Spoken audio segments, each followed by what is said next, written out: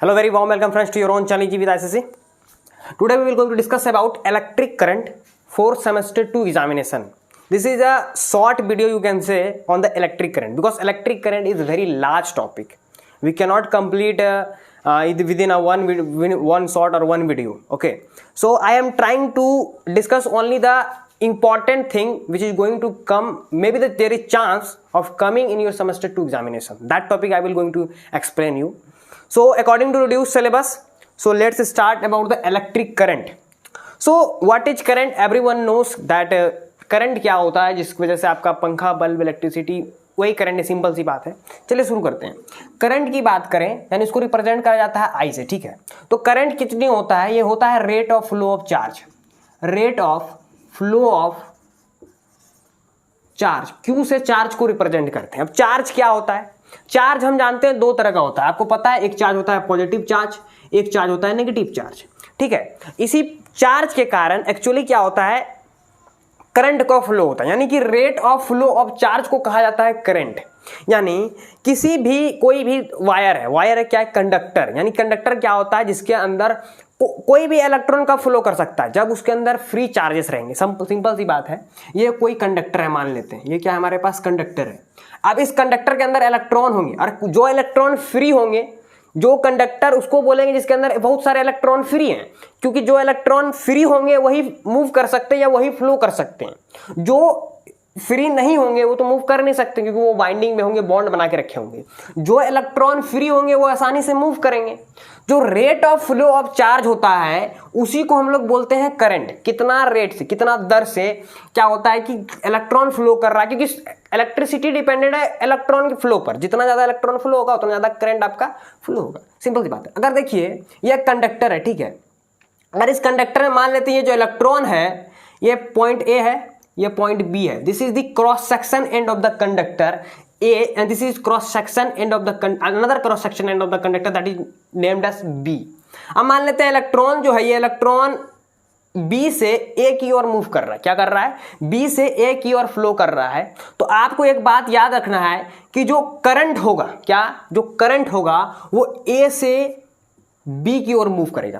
तो आप इस पे भी ये नहीं कह सकते sir why it is so happen. This is assume which you have to accept. ये एज्यूम है, मैनमेड है, ये आपको फॉलो करना पड़ेगा कि करंट का जो डायरेक्शन होता है that is opposite to the flow of electron. Simple सी बात है, ये आपको याद रखना पड़ेगा, ठीक है। अब देखते हैं करंट जो हम लोग क्या बोले आपको, करंट बोले कि rate of flow of charge, charge पर टाइम। चार्ज का जो एसआई यूनिट होता है वो होता है कूलम और टाइम का क्या होता है, सेकेंड। और ये कूलम पर सेकेंड का एक स्पेशल नेम है जिसको बोलते हैं एम्पियर। क्या बोलते हैं? Ampere, represented as A. समझ में आ गया बात? ये है आपका current. Rate of flow of charge को ही क्या बोलते हैं? करंट बोलते हैं। सिंपल सी बात। और ये याद रखना है जिधर इलेक्ट्रॉन, क्योंकि इलेक्ट्रॉन फ्री इलेक्ट्रॉन फ्लो करेंगे, फ्लो जब तक इलेक्ट्रॉन करते रहेंगे तब तक करंट का भी फ्लो होगा, क्योंकि जब तक इलेक्ट्रॉन फ्लो करेंगे उसी के अपोजिट डायरेक्शन में करंट आपका जाके फ्लो करेगा। तो करंट का ऐसा यूनिट क्या हो जाएगा? ऐसा यूनिट क्या हो जाएगा? एम्पियर हो जाएगा। करंट का ऐसा यूनिट क्या हो जाएगा? एम्पियर होगा। अब बात करते हैं जो करंट है ये किस तरह का क्वांटिटी है। ये जो करंट है ये किस तरह का क्वांटिटी है, whether it is a scalar quantity और वेक्टर क्वांटिटी। किस तरह क्वांटिटी, स्केलर क्वांटिटी है कि वेक्टर क्वांटिटी है? अभी हम बात करें कोई भी करंट फ्लो करेगा या कोई भी इलेक्ट्रॉन फ्लो करेगा, इसका मतलब कि एक specific amount of electron flow कर सकता है। आप क्वांटाइजेशन ऑफ चार्ज पढ़े होंगे कि जो सबसे छोटा चार्ज हम लोग एक बॉडी से दूसरा बॉडी ट्रांसफर कर सकते हैं, that is charge on one electron. एक इलेक्ट्रॉन पे वो सबसे छोटा चार्ज होता है, individual charge that can be transfer from one body to another, that is charge on one electron, that is 1.6 into 10⁻⁻19 coulomb. इतना चार्ज होता है, ठीक है। यानी इस चार्ज को हम एक बॉडी से दूसरे बॉडी में क्या कर सकते हैं, इजिली ट्रांसफर कर सकते हैं। तो मानिए कोई भी इलेक्ट्रॉन फ्लो करेगा that is in quantization number, एक स्पेसिफिक नंबर में 2, 4, 5, 6 समथिंग लाइक दैट। तो इलेक्ट्रॉन अगर बात करें इलेक्ट्रॉन फ्लो करेगा तो करंट भी फ्लो करेगा। तो करंट का एक अमाउंट होगा, मैग्नीट्यूड तो डेफिनेटली होगा, बिना मैग्नीट्यूड का तो नहीं है। तो करंट के पास क्या है? मैग्नीट्यूड तो है। क्या है? मैग्नीट्यूड है। और करंट के पास क्या? डायरेक्शन है। चलिए पता करते हैं कि करंट के पास डायरेक्शन है। हाँ है। अगर आप इसको नॉर्थ कंसीडर कर रहे हैं, आप इसको साउथ कंसीडर कर रहे हैं, तो देखिए इलेक्ट्रॉन का फ्लो क्या है?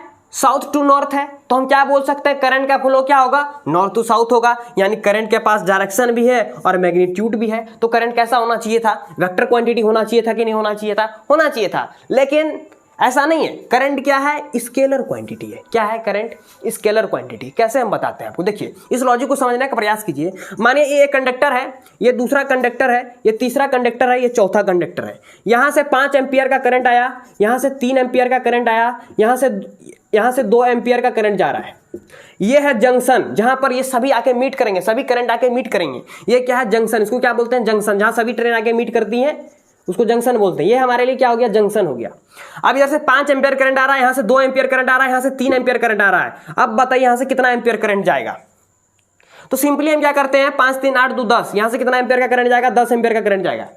क्या vector quantity can be added like this, no, vector quantity can not be added like this sir, क्योंकि वेक्टर क्वांटिटी के अंदर जो है एंगल भी मेंशन होना जरूरी होता है, बिकॉज वेक्टर क्वांटिटी का डिपेंड ऑन एंगल ऑल्सो। यहां पर देखिए एंगल्स क्रिएट हो रहे हैं, 90 डिग्री एंगल क्रिएट हो रहा है, या लेकिन एंगल तो ऐसे हम लोग देख नहीं रहे हैं, यहां पर एंगल को कंसीडर ही नहीं कर रहे हैं। या तो हम स्केलर क्वांटिटी जैसा सिंपल सा ऐड कर देते हैं, इधर से 5 ऐड कर दिए, इधर से 3 ऐड कर दिए, यहां से 2 ऐड कर दिए, तो ये तो स्केलर क्वांटिटी हो गया। हाँ, इस वजह से, इसी वजह से, यही एक प्रॉपर्टी है, यही एक प्रिंसिपल है जिसके वजह से क्या होता है, हम करंट को स्केलर क्वांटिटी कंसीडर करते हैं, not a vector quantity, because vector quantity can not be added like this. इतना बात क्लियर हो गया। ऐसा यूनिट क्या है, एम्पियर है करंट का, वेक्टर एक स्केलर क्वांटिटी है, वेक्टर क्वांटिटी नहीं है करंट। इतना बात क्लियर हो गया। चलिए अब आगे बढ़ते हैं। चलिए अब समझने का प्रयास करते हैं पोटेंशियल डिफरेंस को।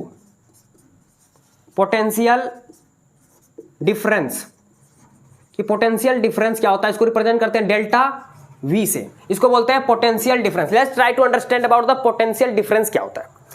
अब बताइए, to flow of anything we require difference of something. For flow of anything we require difference of something. For example, मान लेते हैं कि हीट का फ्लो कराना है from body A to from body B, तो हीट का फ्लो करवाने के लिए there should be temperature difference. If body A is having 50 degree Celsius temperature and body B is having 0 degree Celsius, then only there will be flow of heat from body A to B, from higher the body which is having higher temperature to the body which is having lower temperature। यही तो होता है, यही तो कहानी है। तो किसी भी चीज का फ्लो करने के लिए हमको क्या चाहिए, we need a difference of something sir. अब बताइए, करंट का हमको फ्लो करवाना है, किसका फ्लो करवाना है, करंट का फ्लो करवाना है, तो हमको किसी ना किसी चीज का डिफरेंस चाहिए ना सर। उसी डिफरेंस को हम लोग एक्चुअली नाम दिए हैं यहां पर पोटेंशियल डिफरेंस। क्या नाम दिए हैं, पोटेंशियल डिफरेंस दिए हैं। समझ में आ गया, जिसको रिप्रेजेंट करते हैं डेल्टा V से। इतना क्लियर है। अब समझने का प्रयास करते हैं पोटेंशियल डिफरेंस आखिर क्या होता है। जैसे कि टेम्परेचर डिफरेंस, तो टेम्परेचर भी कुछ ना कुछ चीज होता होगा, उसी तरह हम यहां समझने का प्रयास करते हैं कि पोटेंशियल डिफरेंस क्या होता है। आपके सिलेबस में 2 चीजें, एक पोटेंशियल डिफरेंस और एक पोटेंशियल एट अ पॉइंट। तो पहले समझने का प्रयास करते हैं पोटेंशियल डिफरेंस।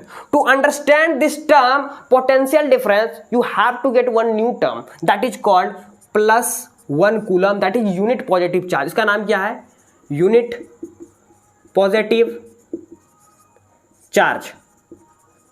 इतना क्लियर हुआ। यानी प्लस मतलब पॉजिटिव नंबर में इलेक्ट्रॉन कैन बी, देखियो कोई भी इलेक्ट्रॉन चार्ज कब क्रिएट होगा, हो सकता है कि इलेक्ट्रॉन किसी बॉडी से निकाल देने पर इलेक्ट्रॉन कम हो जाए और किसी बॉडी को इलेक्ट्रॉन दे देने पर हो जाए। तो उसी लिए बोल रहे हैं किसी से चार्ज -2 कूलम का भी आ सकता है, किसी से चार्ज +2 कूलम का भी जा सकता है। ये भी तो सकता है, चार्ज कैन बी पॉजिटिव और negative, that is depend on the electron. आप इलेक्ट्रॉन निकाल रहे हो कि इलेक्ट्रॉन दे रहे हो, उस पर डिपेंड करता है।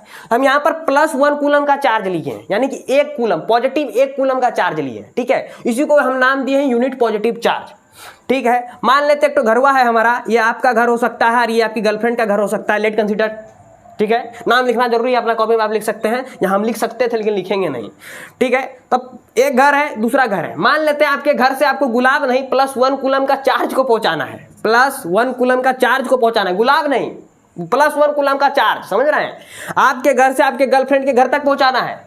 अब इसके लिए आपको क्या करना होगा, अब इस +1 कूलम का चार्ज को अपने घर से अपने गर्लफ्रेंड का घर लेना है।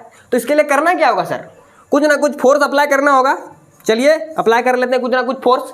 जहां आप फोर्स लगाइएगा तो चल के आइएगा, यानी displacement you have to do, you have to cover some distance ना। चलिए फोर्स लगाए तो हम डिस्प्लेसमेंट भी कवर कर लेंगे, तभी तो गुलाब पहुंचेगा ना सर। मतलब यहाँ +1 कूलम का चार्ज पहुंचेगा, गुलाब नहीं पहुंचेगा। तो फोर्स इनटू डिस्प्लेसमेंट करना होगा। तो what is force into displacement? Force into displacement is known as work done sir. इसको क्या बोलते हैं? वर्क डन बोलते हैं कि नहीं बोलते हैं? आराम से बुतरू वाला कहानी है, शुरू से पढ़ते आएंगे। Force into displacement is known as work done. Simple सी बात आया समझ में? हाँ।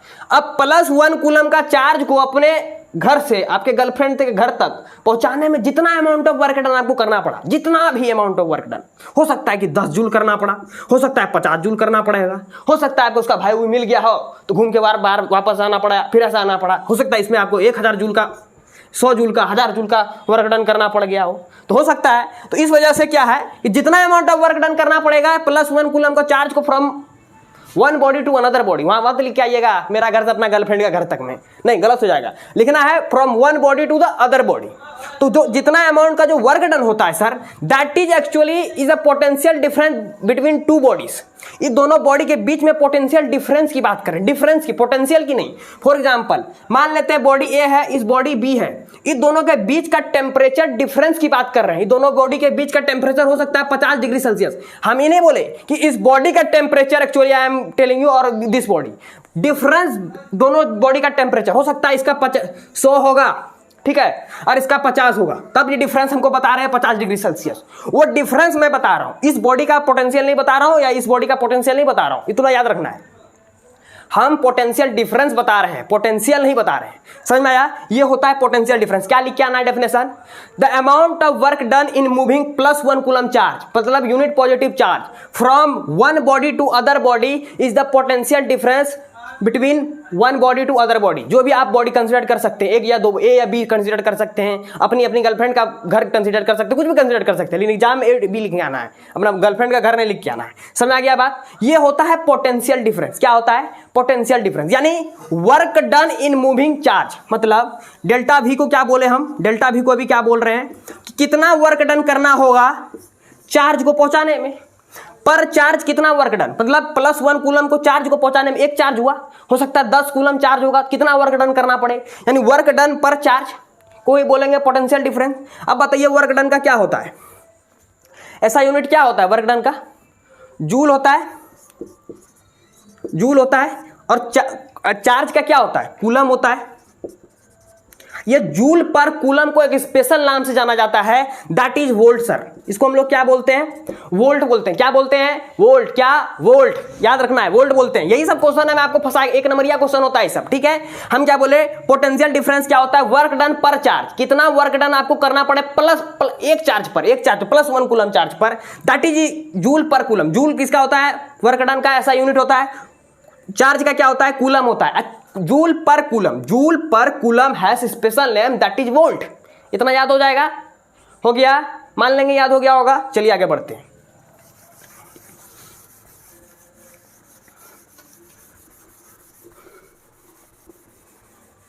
चलिए मान लेते हैं आपके पास बॉडी ए है, इसका पोटेंशियल हमने आपको दे दिया, बता दिया कि इसका पोटेंशियल बाबू 50 वोल्ट है। अब पोटेंशियल को वोल्ट बोलेंगे, क्यों बोलेंगे? जूल पर कूलम होता है, इसलिए उसका स्पेशल नेम है दैट इज वोल्ट, इसलिए बोला वोल्ट, याद रखना है। अब बी का मान लेते हैं पोटेंशियल डिफरेंस क्या है? बी 20 वोल्ट है, ठीक है। आपको मैंने बोला कि ए से बी तक आपको क्या करना है? +2 कूलम का चार्ज को ए से बी तक ले जाना है। तो इसके लिए आपको कितना वर्क डन करना पड़ेगा वो बबुआ बताओ। क्या बताओ? कितना वर्क डन करना पड़ेगा? That you have to tell.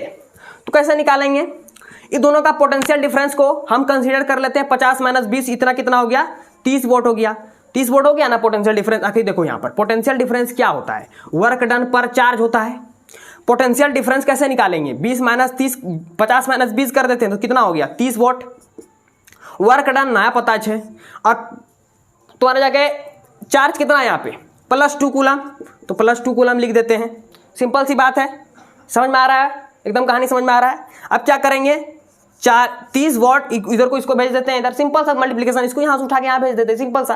Volt को हम लोग क्या लिख सकते हैं? जूल पर कूलम लिख सकते हैं। +2 इधर भेज दिया, ये हो गया 2 coulomb is equal to work done. तो ये कूलम कूलम कैंसिल, 30 दूना 60, यानी कि 60 जूल का वर्क डन करना पड़ेगा in moving +2 coulomb charge from A to B.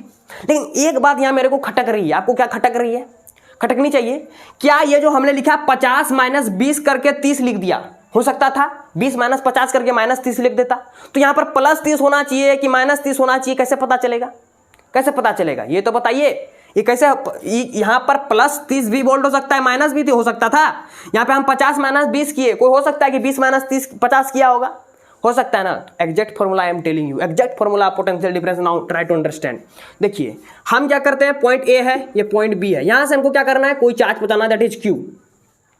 अब मान लेते हैं इसका पोटेंशियल कुछ और होगा, इसका पोटेंशियल कुछ और होगा, तो किसी का पोटेंशियल निकालने का डिफरेंस का क्या मतलब होता है, कैसे निकालते हैं, फाइनल माइनस इनिशियल, हमेशा क्या करते हैं, फाइनल माइनस इनिशियल करो तो डिफरेंस पता चलता है, तो हम क्या करते हैं, potential of B minus potential of A कर दें, और क्या कर दें, यहां से चार्ज कहां ले जाना, ए से बी, तो work done in moving charge from A to B divided that much charge, that is the potential difference. अभी देखो तो समझ में आ रहा है फॉर्मूला, एग्जैक्ट फॉर्मूला यही है। एग्जैक्ट फॉर्मूला क्या बोलता है कि पोटेंशियल डिफरेंस निकालने के लिए, किसी चीज का डिफरेंस निकालने के लिए क्या करना पड़ता है, फाइनल माइनस इनिशियल कर दीजिए, तो हम यहां पर क्या कर रहे हैं, फाइनल कहां तक पोजीशन मेरा है, बी है, तो फाइनल माइनस इनिशियल कर दिए ए, दैट इज, और वर्क डन क्या करना है, ए से बी के में हमको चार्ज पहुंचाना है, that is work done, we have to do A to B में जो वर्क डन करना पड़ेगा चार्ज को पहुंचाने के लिए, that work done I had written here divided by that much charge, this is the exact formula of potential difference. ऐसे ही आपको पोटेंशियल डिफरेंस निकालना होगा, समझ में आ गया, इस फॉर्मूला में पुट कीजिए बस, ठीक है, इतना समझ में आ गया। मिलते हैं नेक्स्ट वीडियो में, तब हम बात करेंगे पोटेंशियल एट अ पॉइंट और रेजिस्टेंस की और ओम्स लॉ की। तब तक के लिए धन्यवाद, जय हिंद, जय भारत।